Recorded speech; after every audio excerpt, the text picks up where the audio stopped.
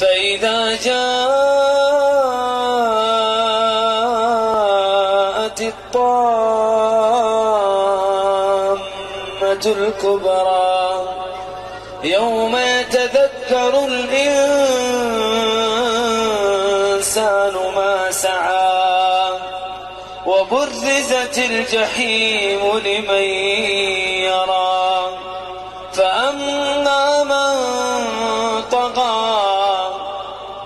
فأما من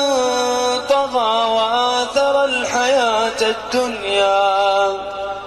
فإن الجحيم هي المأوى وأما من خاف مقام ربه ونهى النفس عن الهوى فإن الجنة هي المأوى